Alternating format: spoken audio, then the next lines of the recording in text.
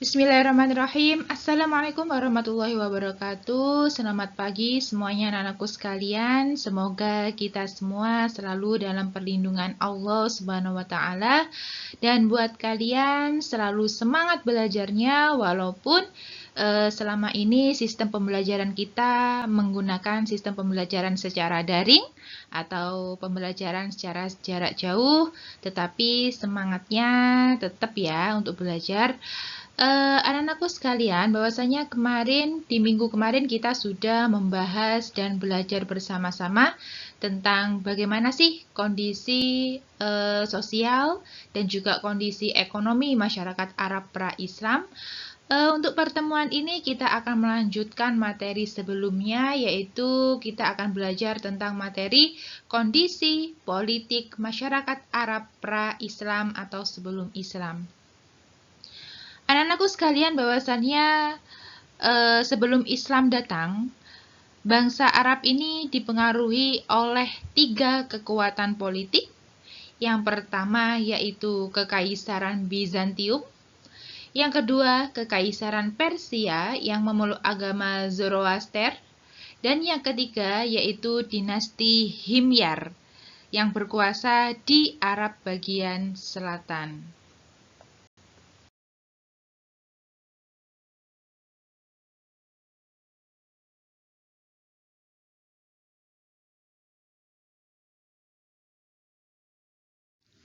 Dan untuk selanjutnya, bahwasannya kondisi politik Jazirah Arab itu terpengaruhi oleh 2 hal. Yang pertama, interaksi dunia Arab dengan Kekaisaran Bizantium dan Persia. Dan yang kedua dipengaruhi oleh persaingan antara Yahudi dan Zoroaster.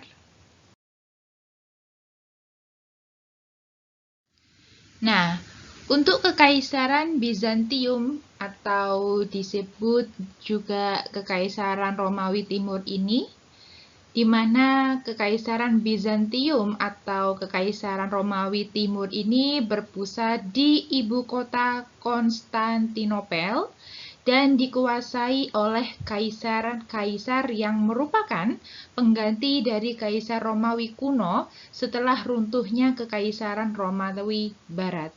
Nah, sekitaran pada abad ke-7, imperium ini atau Kekaisaran Romawi Timur atau juga bisa disebut dengan Kekaisaran Bizantium ini telah meliputi pada Asia Kecil, Syria, Mesir, dan sebagian daerah Italia, serta sejumlah wilayah pesisir Afrika.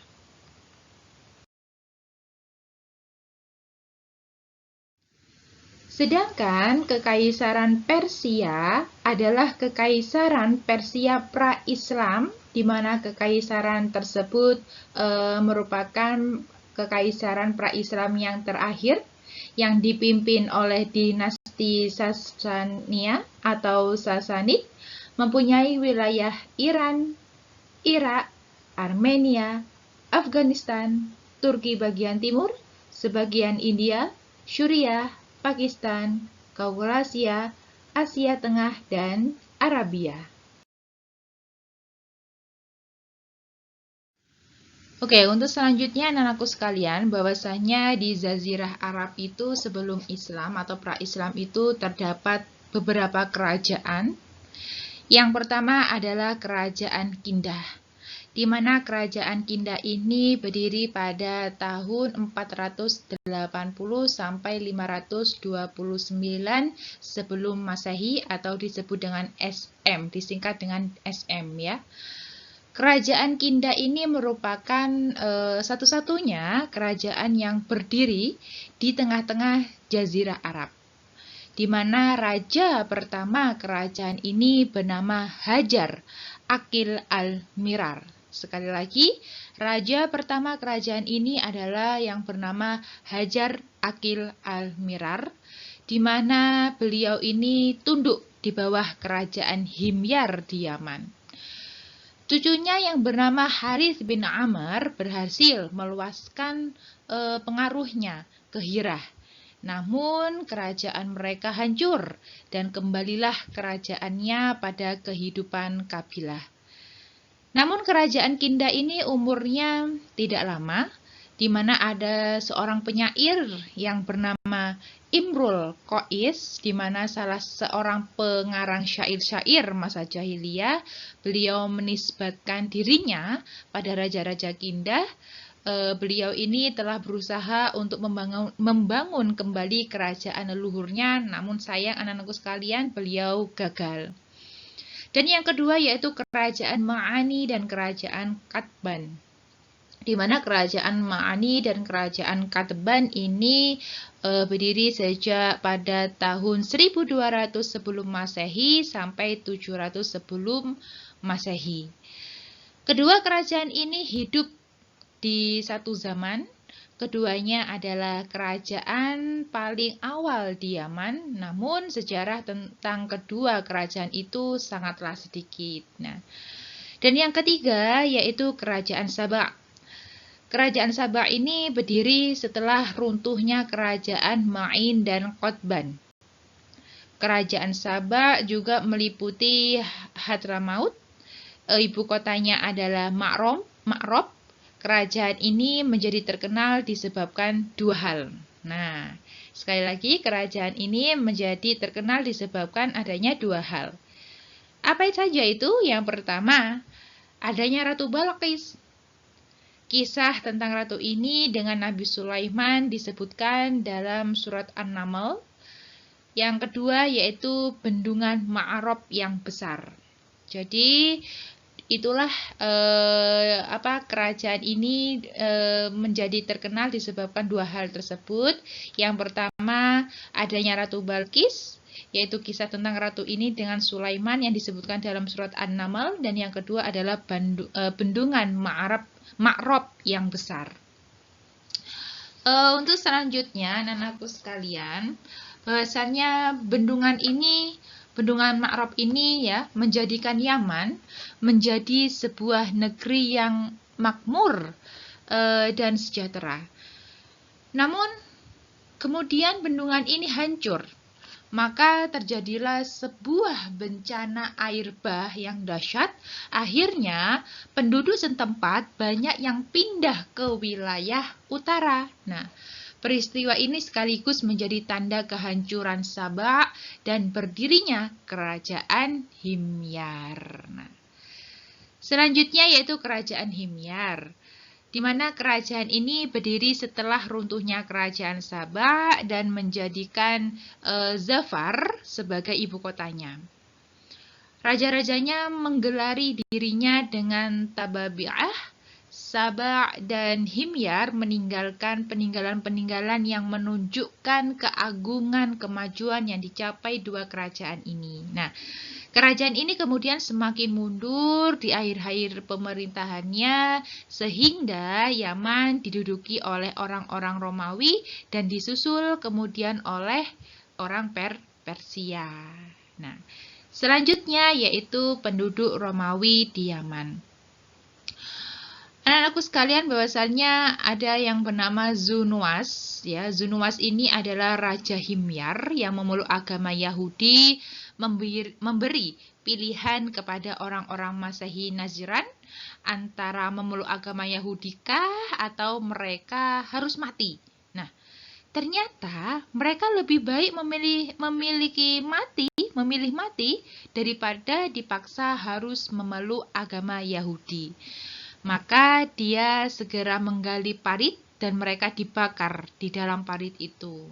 Nah, sebagian mereka, anak-anakku sekalian, sebagian dari mereka ini melarikan diri. Jadi ada yang memilih untuk mati ya, dan sebagian dari mereka ini ada yang melarikan diri dan meminta bantuan kepada penguasa Habasyah yang menganut agama Kristen, dan kemudian meminta bantuan kepada Kaisar Romawi pelindung agama Kristen. Nah, Kaisar kemudian mengirimkan kapal perang dan senjata, maka Najasyi mampu menaklukkan kota Yaman berkat komandannya yang bernama Arbat.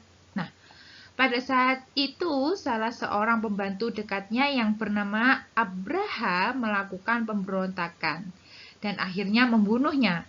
Maka jadilah Abraha penguasa di Yaman. Peristiwa ini terjadi pada saat hidupnya Abdul Muthalib bin Hashim, yaitu siapa beliau? Adalah kakek Rasulullah. Selanjutnya yaitu penduduk orang-orang Persia atas Yaman.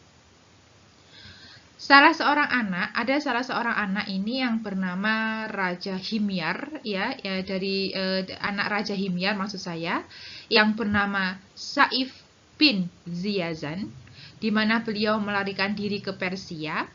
Dia meminta bantuan kepada orang-orang Persia untuk mengeluarkan orang-orang Habasyah dari negerinya. Bagaimana tanggapan mereka? Maka mereka pun bergerak dan mampu mengalahkan orang-orang Romawi. Nah, Kisra Persia memerintahkan agar mengangkat Syaif sebagai raja untuk seluruh Yaman. Setelah Syaif terbunuh, Kisra mengirim Wahrus menjadi penguasa di Yaman dan tunduk di bawah pemerintahan Persia. Nah, setelah Wahrus meninggal, dia digantikan oleh anak-anak dan cucu-cucunya. Tatkala Rasulullah diangkat sebagai Rasul, penguasa Yaman asal Persia saat itu adalah Bazan, salah seorang keturunan Wahrus. Rasulullah mengajak Bazan untuk memeluk Islam. Ia menyambut ajakan itu dan masuk agama Islam. Selanjutnya yaitu kerajaan Hira. Nah, di mana sejarah keamiran Hira ini mulai sejak abad mulai dari sejak abad 111 Masehi dan terus berdiri sampai lahirnya Islam. Nah, kerajaan ini telah berjasa juga terhadap kebudayaan Arab. Mengapa? Karena warga negaranya banyak mengadakan perjalanan-perjalanan di seluruh jazirah Arab, terutama untuk berniaga. Nah, dalam hal itu mereka juga menyiarkan kepandaian menulis dan membaca. Nah, karena itu mereka dapat dianggap sebagai penyiar ilmu pengetahuannya di jazirah Arab. Selanjutnya yaitu kerajaan Khuzan. Nama Ghassan itu berasal dari mata air di Syam yang disebut Ghassan. Kaum Ghassan memerintah di bagian selatan dari negeri Syam dan di bagian utara dari Jazirah Arab. Nah, mereka ini telah mempunyai kebudayaan yang tinggi dan menganut agama Masehi yang diterimanya dari bangsa Romawi, dan merekalah yang memasukkan agama Masehi itu ke Jazirah Arab. Dan untuk selanjutnya yaitu yang terakhir ini adalah kerajaan Hijaz. Kerajaan Hijaz ini berbeda dengan negeri-negeri Arab yang lain, di mana negeri Hijaz ini belum pernah dijajah, diduduki dan dipengaruhi negara-negara asing. Nah, hal itu kenapa? Dikarenakan letak geografis dan negeri miskin, sehingga tidak tertarik negara-negara yang lain untuk menjajahnya. Nah, dikarenakan letak geografisnya dan negeri yang miskin, jadi nggak ada hal yang menarik buat negara-negara yang lainnya untuk dijajah. Kota terpenting di daerah ini adalah Mekah, tempat Ka'bah berada. Nah, pada awalnya Mekah dan Ka'bah dikuasai oleh Nabi Ismail, kemudian putra sulungnya Nabit, dan dilanjutkan oleh penguasa-penguasa kabilah Jurhum. Nah, kemudian suku Jurhum diganti oleh suku Khuza'ah yang datang dari Yaman setelah runtuhnya bendungan Maghrib dan berkuasa di Mekah selama 300 tahun. Dalam abad ke-5 Masehi, di mana suku Quraisy merebut kekuasaan Mekah dan Ka'bah dari Khuza'ah, Nah, Mekah mengalami kemajuan di bawah kekuasaan suku Quraisy untuk mengurus Mekah dan mengamankan para penziarah yang datang ke kota Mekah. Maka suku Quraisy mendirikan semacam pemerintahan. Nah, jadi seperti itu anak-anakku sekalian tentang kerajaan-kerajaan di Jazirah Arab sebelum Islam atau pra-Islam.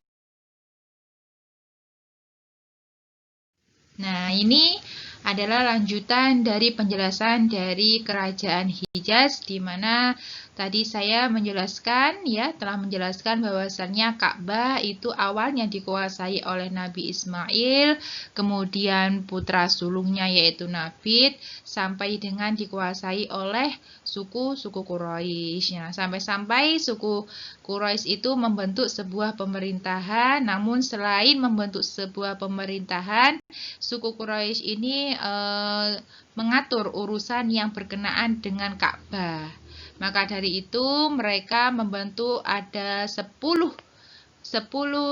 jabatan tinggi yang dibagikan kepada kabilah dari suku Quraisy. Yang pertama yaitu hijabah, di mana hijabah ini adalah penjaga kunci Ka'bah. Kedua, siqayah, yaitu penjaga air mata Zam-Zam. Ketiga, diyat, kekuasaan hakim sipil dan kriminal. Keempat, sifaroh, kuasa usaha negara. Kelima, liwa, yaitu jabatan ketentaraan. Keenam, rifadah, pengurus pajak fakir miskin. Nadwa, jabatan ketua dewan. Khaiman, pengurus balai musyawarah. Ghozina, jabatan administrasi keuangan. Dan yang ke-10 dan yang terakhir ini adalah azlim, yaitu penjaga panah peramal.